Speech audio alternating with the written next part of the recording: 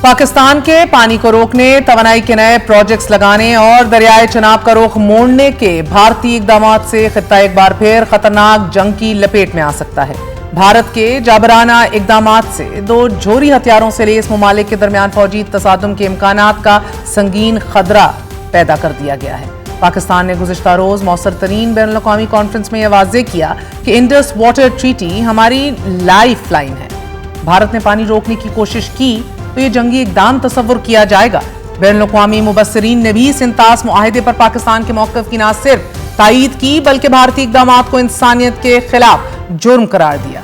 चीनी, अमरीकी और रूसी माहिरीन और मुबस्सिरीन ने भारत पर यह वाज़ेह कर दिया कि सिंतास मुआहिदे को मुअत्तल करना बैनुल अक़वामी क़वानीन के खिलाफ है। भारत की बरसर इक़्तिदार हिंदू इंतहा पसंद जमात बीजेपी ने ना बैनुल अक़वामी मुआहिदे को तस्लीम किया है, ना ही सालिसी अदालत के फैसले को। अब बीजेपी के साबिक वज़ीर आज़म अटल बिहारी वाजपेयी ने इंडस वाटर ट्रीटी को मुल्की मुफाद के खिलाफ करार देकर बाकायदा अपने इंतखाबी मुफाद के लिए इस्तेमाल किया, लेकिन अपने दौरे हुकूमत में इसे मुअत्तल नहीं किया। मगर नरेंद्र मोदी वाहिद भारतीय वज़ीर आज़म नाज़रीन के जिसने बीजेपी के इस नजरिए को ना सिर्फ तक़वियत बख्शी है बल्कि मुआहिदे भी मुअत्तल किए हैं। हमारे साथ इसी हवाले से बात करने के लिए मौजूद हैं लोयानिस कैत्सियोगैनिस, आप डायरेक्टर हैं institute of sustainable water management and water law, European public law organisation and professor of environmental technology. Professor साहब, बहुत बहुत शुक्रिया साथ देने का। अगर कोई मुल्क यूनिलैटरली एक तरफा तौर पर ये ऐलान कर दे कि वो किसी आबी मुआहिदे पर अमल नहीं करेगा तो बैनुल अक़वामी आबी कवानीन इस हवाले से क्या कहते हैं और इसके कानूनी नताइज क्या मुरत्तब होते हैं, क्योंकि क्या किसी मुल्क को ऐसा करने का हक हासिल है भी? देखें, हमें इस गुफ्तगू का आगाज इस बात से करना चाहिए कि साफ पानी एक बुनियादी इंसानी हक है और इसे सियासी दबाव या जंग के हथियार के तौर पर इस्तेमाल करना मेरे ख्याल में बैनुल अक़वामी कानून की खिलाफ वर्जी है। हम जानते हैं कि आलमी बरादरी पानी को हथियार के तौर पर इस्तेमाल करने के खिलाफ तेजी से मुतहर्रिक हो रही है, चाहे बात डैमों के जरिए पानी के बहाव को कंट्रोल करने की हो, बहाव में रद्द-बदल की हो, या अहम शहरी इंफ्रास्ट्रक्चर को बराह रास्त निशाना बनाने की।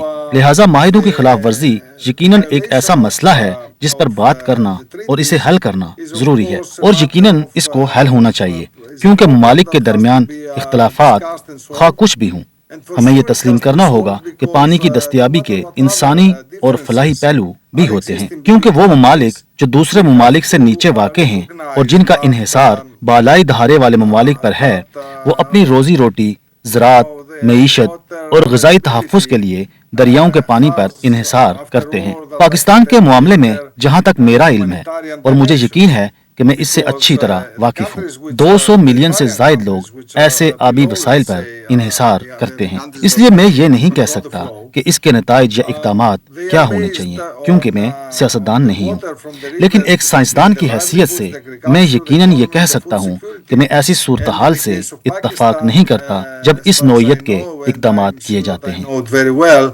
Is more than 200 million people who are relying on such water sources. So, professor साहब, सिंतास मुआहिदा उस दौर में तय पाया था कि जब दरियाओं के बहाव और फ्लोज और मौसमी हालात आज से बहुत मुख्तलिफ थे। आज जब ग्लेशियर्स तेजी से मेल्ट हो रहे हैं, पिघल रहे हैं, सैलाब और खुशसाली में इजाफा हो रहा है, दरियाओं का बहाव भी बदल रहा है, सो इस सिचुएशन में और ऐसे हालात में मौसमियाती तब्दीली के साइंसी हक़ाइक़ को बैनुल अक़वामी आबी मुआहिदों का हिस्सा कैसे बनना चाहिए आपकी नज़र में? Look, this is not an easy question to answer. I will tell you my opinion. देखें, इस सवाल का जवाब देना आसान नहीं है। मैं आपको अपनी राय बताता हूँ। हमें यकीनन कई अवामिल के ताज़ा तरीन अदाद-ओ-शुमार दरकार हैं, जैसे वो अवामिल जिनका आपने जिक्र किया, ताकि ये जांचा जा सके कि आबी हालात में कोई तब्दीली आई है या नहीं। मिसाल के तौर पर पूरे साल में खास तौर पर गर्मियों के दौरान पानी के बहाव में नुमायां कमी आ सकती है। लिहाजा हमें मौजूदा हालात का तफसीली जायजा लेना और इनका तज्जिया करना होगा। इस बारे में फैसला दोनों ममालिक के मुतल्लिका हुक्काम और मुश्तरका कमीशनों के जरिए होना चाहिए। अगर जरूरत हो तो मायदे पर दोबारा गौर, नजरसानी या असर नो जायजा भी लिया जा सकता है।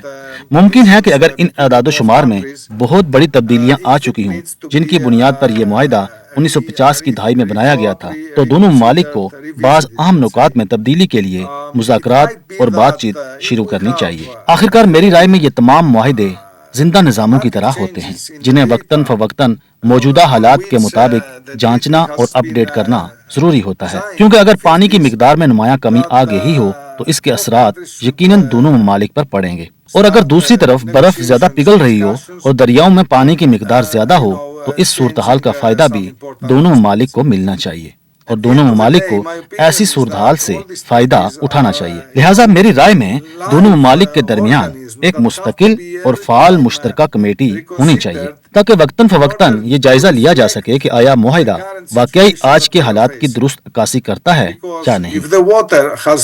نہیں سو ایبسولوٹلی پروفیسر صاحب، یہ تو یونیلیٹرلی نہیں ہو سکتا نا کہ بھارت آئے اور دل کیا تو جی آپ نے معطل کر دیا، ابینس میں ہولڈ کر لیا ایک ٹریٹی کو۔ It has to be a bilateral decision کہ ہم نے ریوزٹ کرنا ہے حالات کے مطابق، and it can not be done unilaterally. لیکن پروفیسر صاحب تاریخ ہی ہمیں بتاتی ہے کہ بہت سے بین الاقوامی معاہدے جنگوں کے باوجود قائم رہے، لیکن اب کیا وہ موسمیاتی تبدیلی کا دباؤ بھی برداشت کر سکیں گے کہ نہیں؟ Only time will tell. لیکن ایک بڑا مسئلہ یہ ہے پروفیسر صاحب کہ بھارت اکثر دریاؤں کے بہاؤ، سیلاب سے متعلق معلومات بر وقت یا پھر مکمل طور پر فراہم نہیں کرتا، اینڈ آف کورس ہم اس کی قیمت ادا کرتے ہیں۔ کیا جدید ٹیکنالوجی جیسے سیٹلائٹ مانیٹرنگ ہو یا ریموٹ سینسنگ ہو، مصنوعی ذہانت AI پر مبنی ہائیڈرولوجیکل ماڈلز ہوں، کیا یہ دونوں ممالک کے درمیان اعتماد بڑھانے اور آزادانہ طور پر دریاؤں کے بہاؤ اور آبی منصوبوں کی نگرانی میں مددگار ثابت ہو سکتے ہیں؟ There is a thing here. We need to share data and we need to share data in a sincere mode.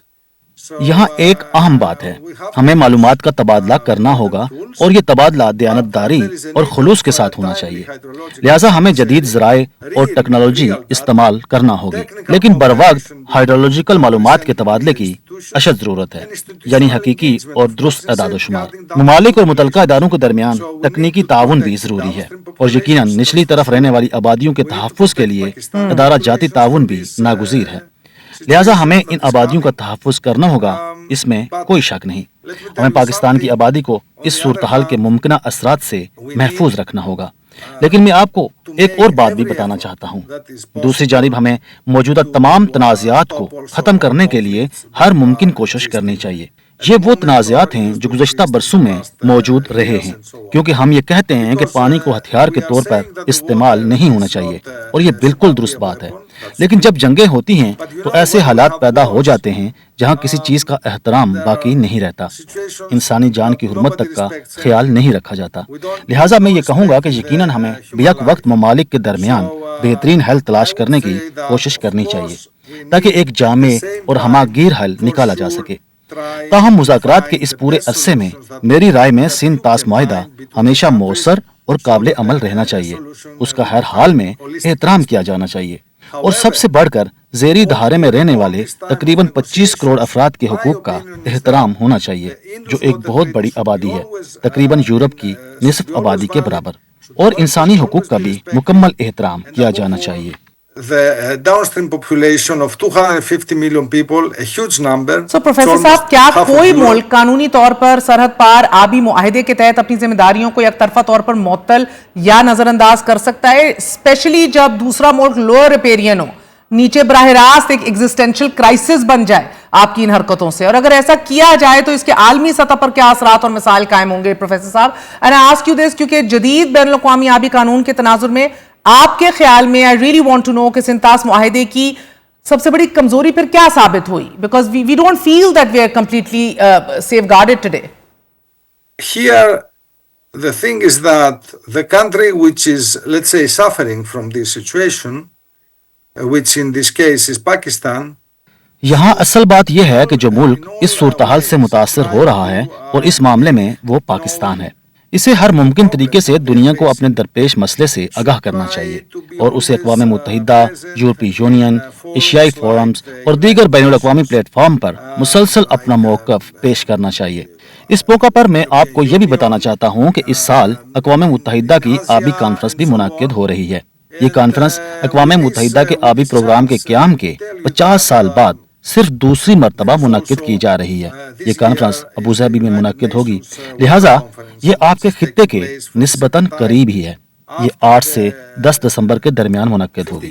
میرے خیال میں یہ اس موضوع پر گفتگو کے لیے ایک بہت ہی موزوں جگہ ہے۔ کیونکہ یہ پانی سے متعلق ایک خصوصی کانفرنس ہے اور یہ اقوام متحدہ کی آبی کانفرنس ہے۔ اس لیے یہ تمام نکات کو یکجا کرنے کے لیے ایک بہترین پلیٹ فارم ہے جہاں دنیا بھر کے معروف اور معتبر سائنسدانوں کو اکٹھا کیا جا سکتا ہے۔ ساتھ ہی پاکستان اور بھارت کے سائنسدانوں اور سیاستدانوں کو بھی شامل کیا جا سکتا ہے تاکہ وہ اس مسئلے پر گہرائی سے گفتگو کریں اور اپنے آپ کو درپیش صورتحال کو دنیا کے سامنے واضح کر سکیں۔ اس طرح آپ اس مسئلے کے بارے میں خاطر خواہ آگاہی پیدا کر سکیں اور دنیا بھر کو یہ سمجھا سکیں کہ سمتاز معاہدے کی خلاف ورزی کے کیا نتائج اور مضمرات ہو سکتے ہیں۔